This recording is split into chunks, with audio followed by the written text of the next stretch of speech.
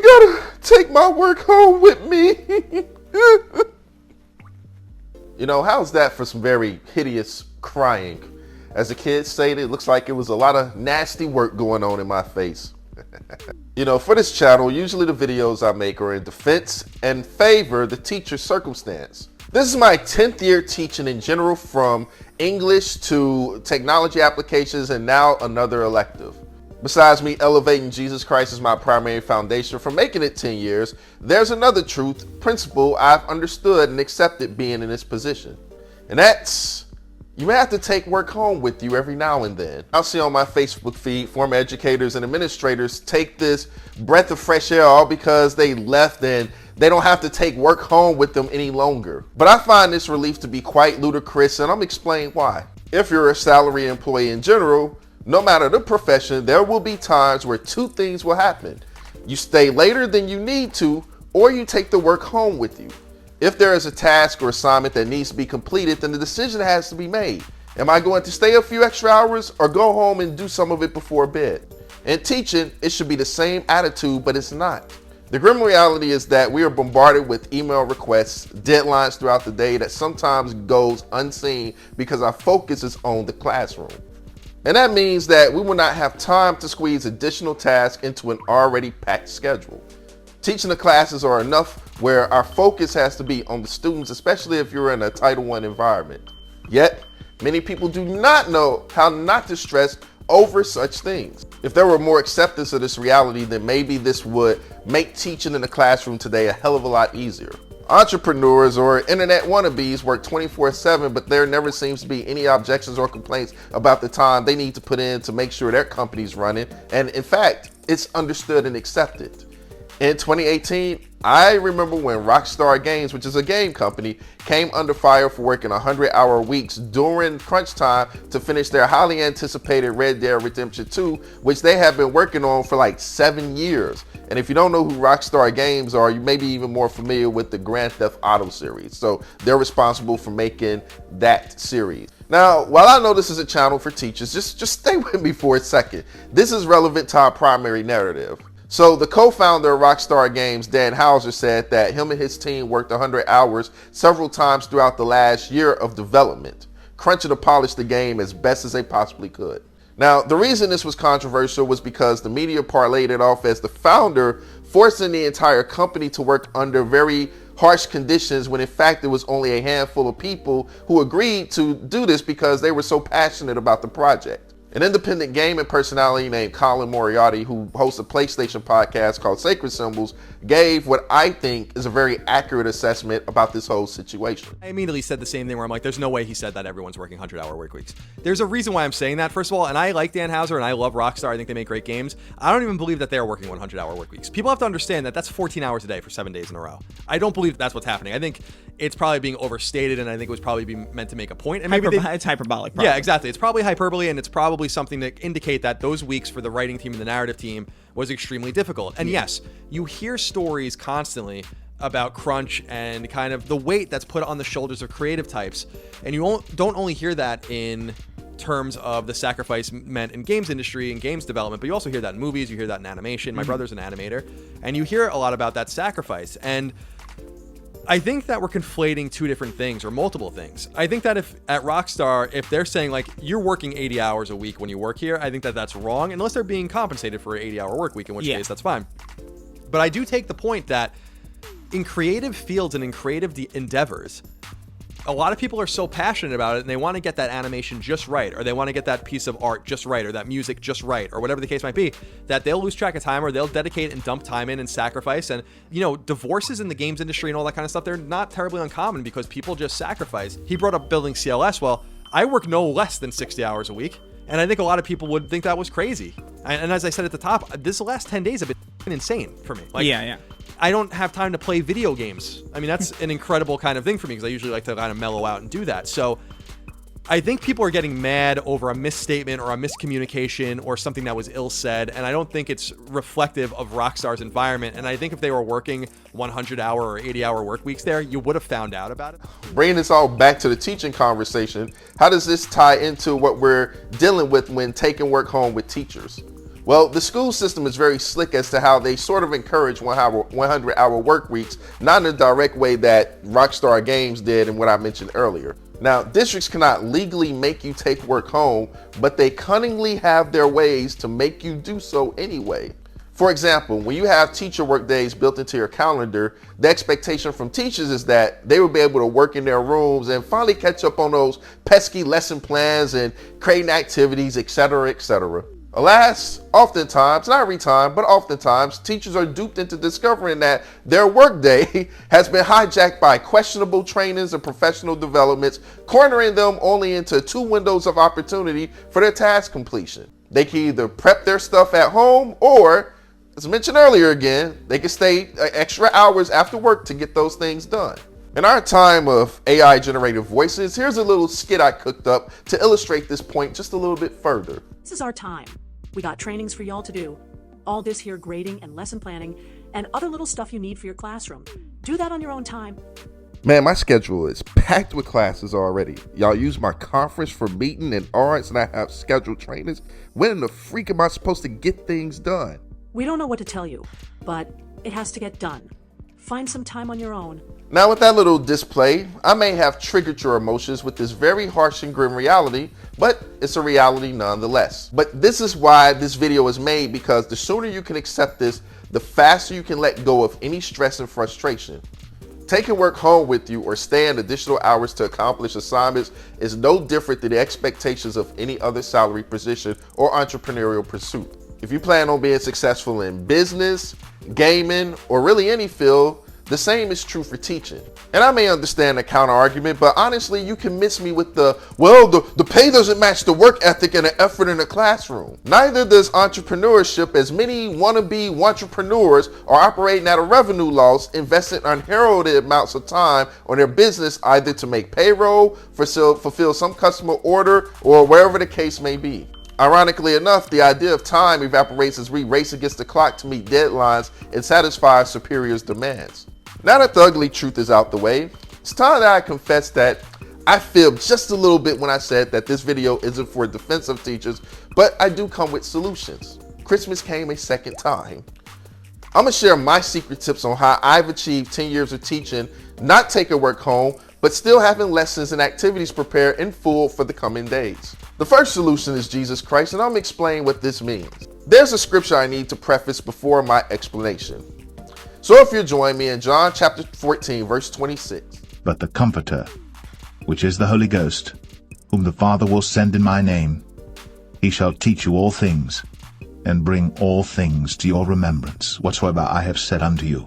Believe it or not, this Spirit of Christ that exists in me is not just helping me to remember or quote Bible scriptures, but many things such as dealing with people on a day-to-day basis, paying attention to details, should I answer this email, and seeing certain scenarios pay out is without making hasty decisions. This is the real reason as to how I've lasted 10 years in this profession, and maybe many, many more as long as the Lord says I need to stay in teaching. But I understand if you're watching this, you may be going, this spiritual mumble jumble can't help me. And if that's where you are, then fine. But when speaking for myself, I can't sit here making it seem as if my teaching success is all my own hand, when I know the truth is that I was led into this profession, which again is why I'm still here. Whether your belief is with God or not, I still come with strategies that apply to both sides. Number 1, simplify your grading. Make it a priority to automate your grading process. Because test grades carry so much weight depending on what grading system your district uses, I find ways to provide opportunities for students to earn 100s in my classroom. A student can have 8 100s in a grade book, but if they suffer poorly on a test, their grade will drop dynamically. So it's good to know this and have a system in place, and it just balances things out. People stress about grades because a system hasn't been developed, and they politicize grading with the whole, I have to teach him or her a lesson, or I'm gonna make sure this kid gets what he or she deserves. And eventually teachers take grading personal, which adds to their stress, making it all about how they feel about the student rather than cutting the umbilical cord of their emotions from the student's performance. Unburden yourself from the moral and ethical dilemma of, that's not how the real world works. Ladies and gentlemen, this is why we have the real world, to automatically teach people a lesson when life gets tough. You don't have to be the one to make sure it happens. Cut it out. Number 2, Have designated class days where students are doing independent practice so you can catch up on your priorities. Every day does not have to be teacher-led lessons or guided practice or something that involves you. You need to build into your calendar days where the students are teaching each other, which is a win-win for everyone because you as a teacher won't be stressed. The kids are taking charge of their learning, and the admin will love to see it because the students, in their eyes, are collaborating and demonstrating innovation. Orchestrating an activity that's rigorous and engaging enough where the students are asking each other questions and geeked out about helping one another to be successful. Activities such as subject-based escape rooms are great for this. Use websites such as Breakout EDU to create environments like this where you are not only the guide on the side, but the hidden hand that fades into the background to finally catch up on those students' referrals from the two delinquents who were fighting earlier. Number 3, batch front load your work, but warning, you may have to sacrifice a weekend or evening to do this. Yes, I know, this sounds self-defeating, but really you're helping your future self from stress and last-minute frustrations. If your campus allows you to get into the building during after hours, take advantage of that to work on a weekend to create activities for the week or an entire month. That idea may be making your skin itch, but let go of this whole, "Oh, I'm not giving up my weekends for anyone" mentality and understand that teaching is a game where you are finding ways to stay ahead of the curve. Here's a quote from my book, Trouble in Paradise, which is relevant to this topic. Yet that is an unspoken rule when you're a teacher. Because you are a public servant for the state, you're a teacher 24/7. What you do in your spare time matters, as you communicate publicly can reflect on the school district. But it's not just the district that imposes such limitations. In the eyes of the community you serve, students and parents are always watching because we hold the key to their child's educational future in our hands. Making these YouTube videos, if I could spend a weekend or evening just writing scripts and batch recording, I would. But I have things such as a family and this other word that's called obligations and responsibilities. And if I'm doing so, what I would do is I would simply release the videos utilizing YouTube's scheduled video function where I can just chill for a month, which would be ideal for me. Fortunately though, I utilize this mentality and approach with teaching from grading to creating activities. I try to batch plan and create as often as I possibly can, and I suggest you take advantage and try to do the same thing. One sacrifice weekend or a few evenings to gain 5 weekends and worry-free evenings seems worth it to me in the long run.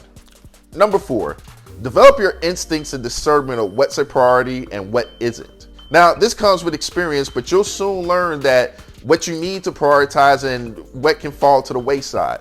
So take comfort in knowing that you'll have a faster chance of gaining a non-renewal contract for poor classroom management and scores than you ever will for not responding to a mandatory teacher event happening on certain days of the week.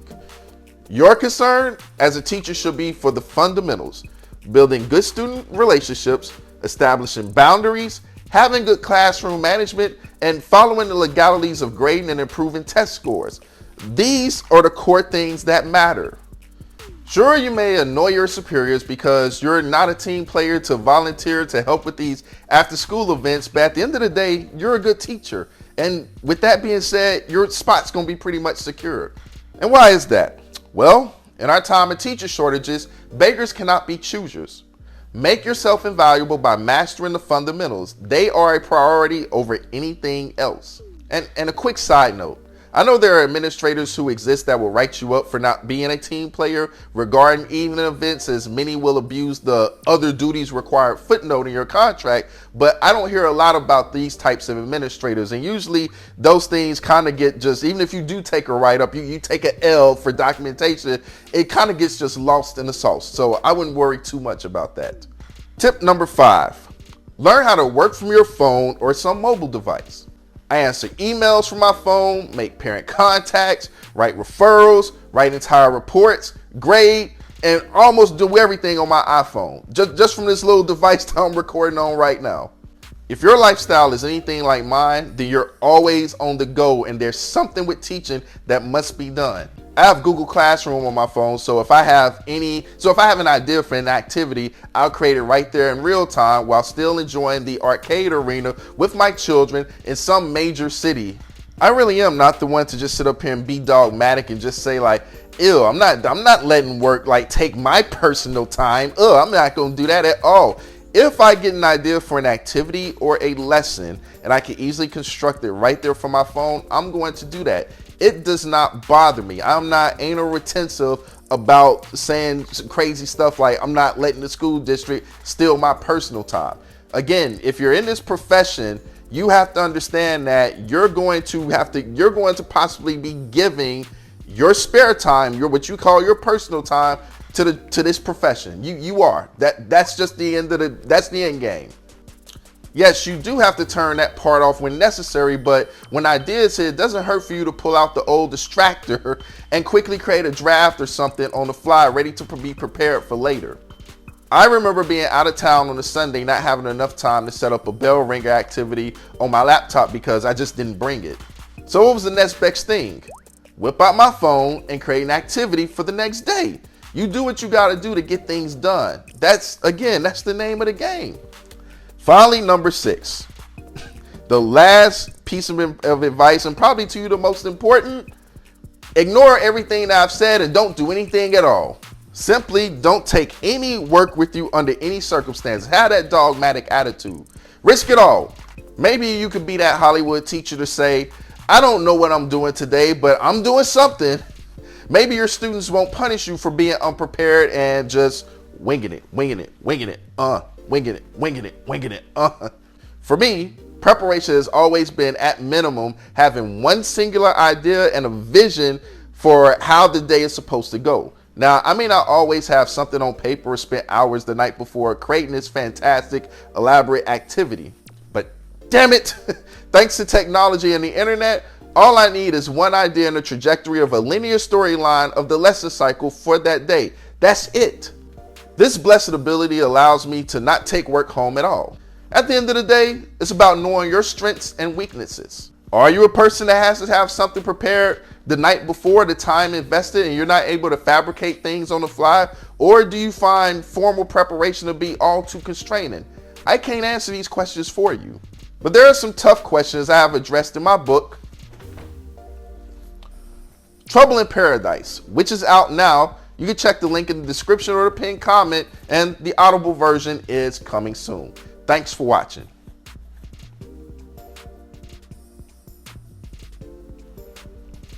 Maybe saying that backwards.